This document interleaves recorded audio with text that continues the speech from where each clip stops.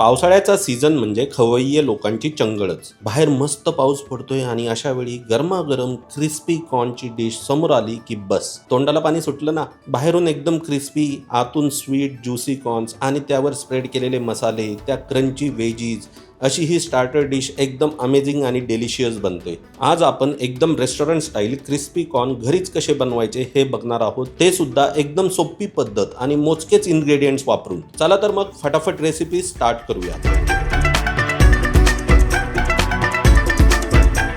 सुरुवातीला गॅस पेटवून त्यावर एक पॅन घ्यायची आहे. ह्या पॅन मध्ये 7 ते 8 ग्लास किंवा पॅन अर्धी भरेल एवढं पाणी घ्यायचंय. आता ह्या पाण्याला आपल्याला उकळी आणायची. गॅस मोठा ठेवून पाण्याला जस्ट उकळी यायला लागली की त्यामध्ये 2 कप स्वीट कॉर्न ऍड करायचे. बाजारात कणीस विकत मिळतं किंवा ऑनलाईन रेडीमेड स्वीट कॉर्नचे दाणे मिळतात, ते वापरा. आता ह्या कॉर्नला 3 ते 4 मिनिटं बॉईल करून घ्यायचंय. ह्याने कॉर्न टम्म फुगतात आणि अजून ज्युसी बनतात. 3-4 मिनिटांनी झारा घेऊन स्वीट कॉर्न काढून घ्यायचे. त्यातलं सगळं पाणी निथळून घ्यायचं आणि एका बाउलमध्ये त्यांना ट्रान्सफर करायचं. अशा प्रकारे सगळे स्वीट कॉर्न बाउलमध्ये काढून घ्यायचे. बाउलमध्ये काढलेले हे कॉर्न थोडे स्टर करून त्यातली सगळी वाफ काढायची आणि त्यांना थंड होण्यासाठी थोडीशी रेस्ट द्यायची. कॉर्न थंड झाले की त्यांना कोटिंग करायचं. त्यासाठी सुरुवातीला चवीपुरतं मीठ टाकायचं, सोबतच थोडीशी फ्रेश कुटलेली काळी मिरी पावडर आणि 1 टीस्पून आलं लसूण पेस्ट ऍड करायची. आता ह्या सगळ्यांना चांगलं स्टर करून युनिफॉर्मली मिक्स करून घ्यायचं. सगळे इन्ग्रेडियंट्स कॉर्न बरोबर युनिफॉर्मली मिक्स करून झाले की त्यात 2 टेबलस्पून मैदा ऍड करायचा. मैद्याऐवजी तांदळाचं पीठ वापरलं तरी चालतं. सोबतच 2 टेबलस्पून कॉर्न फ्लोअर ऍड करायचं. मैदा आणि कॉर्न फ्लोअरने सगळे कॉर्न चांगले कोट करून घ्यायचे. त्यानंतर बाउल हातात उचलून हे सगळे इन्ग्रेडियंट्स असे टॉस करून घ्यायचे. ह्याने कॉर्नला हलकासा कोट यायला सुरुवात होते, पण आपल्याला तर कॉर्नला चांगला थिक कोट करायचंय. त्यासाठी कॉर्नवर थोडंसं पाणी घेऊन हाताने शिंपडायचं. त्यानंतर परत 1 टेबलस्पून कॉर्न फ्लोअर ऍड करायचं.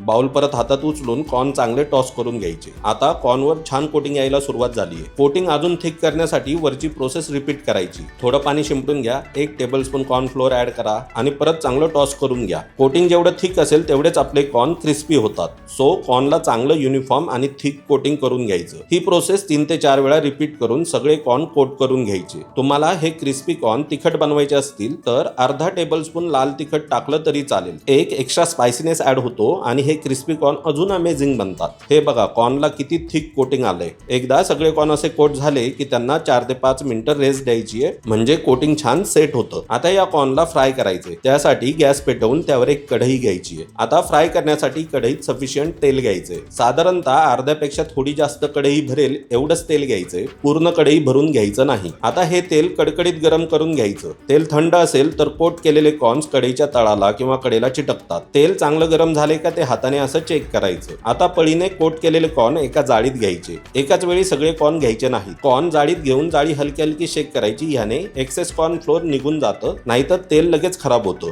एक्सेस कॉर्न फ्लोअर काढून जाळीनेच हे कॉर्न अलगद तेलात स्प्रेड करत सोडायचे. इथे एक महत्वाची टिप, कॉर्न तेलात तळताना त्यावर हे असं झाकण ठेवायचं. पूर्ण कढई कव्हर नाही करायची, थोडी गॅप ठेवूनच हे झाकण ठेवायचं. कॉर्न फ्राय होताना फुटतात, पॉप होतात, म्हणजेच उडतात. सो प्रिकॉशन म्हणून असं झाकण ठेवायला विसरू नका. कॉर्नचं तडतडणं थांबलं की झाकण काढायचं आणि लो गॅसवर कॉर्न चांगले क्रिस्पी होईपर्यंत 2 ते 3 मिनिटं फ्राय करायचे. कॉर्न चांगले फ्राय झाले आणि त्यांना मस्त गोल्डन ब्राऊन कलर आला की जाळीने उचलून जमेल तेवढं एक्सेस तेल निथळून घ्यायचं आणि एका जाळीत ट्रान्सफर करायचं. तुम्ही टिश्यू पेपरवर हे कॉर्न्स काढले तरी चालेल. आता उरलेले कोट केलेले कॉर्न परत पळीने उचलून जाळीत घ्यायचे. जाळीला हलकं शेक करायचं आणि एक्सेस कॉर्न फ्लोअर काढायचं. त्यानंतर काळजी घेऊन तेलात अलगद सोडायचे. कढईवर थोडी गॅप ठेवून झाकण ठेवायचं आणि क्रिस्पी होईपर्यंत, गोल्डन ब्राऊन होईपर्यंत तळायचे. चांगले फ्राय झाले की जाळीने उचलून तेल निथळून काढून घ्यायचे. अशी प्रोसेस रिपीट करून जेवढे कॉर्न कोट केलेत ते सगळे अशाच पद्धतीने तळून घ्यायचे आणि जाळीत किंवा टिश्यू पेपरवर काढून घ्यायचे. सगळे कॉर्न असे तळून जाळीत काढून झाले की त्यांना न झाकता अगदी थोडंसं थंड होऊ द्यायचं, म्हणजे त्यांचा क्रिस्पीनेस अजून वाढतो. आता ह्या कॉर्न मध्ये काही व्हेजीज आणि मसाले ऍड करायचे. त्यासाठी गॅस पेटवून त्यावर एक पॅन घ्यायची. ह्या पॅन मध्ये 1 टेबलस्पून तेल ऍड करायचे. आता पॅन मध्ये 1 टेबलस्पून बारीक चिरलेला कांदा, 1 टेबलस्पून चॉप केलेला लसूण, 1 टीस्पून चॉप केलेलं आलं, 1 टेबलस्पून चॉप केलेली पिवळी शिमला मिरची, 1 टेबलस्पून चॉप केलेली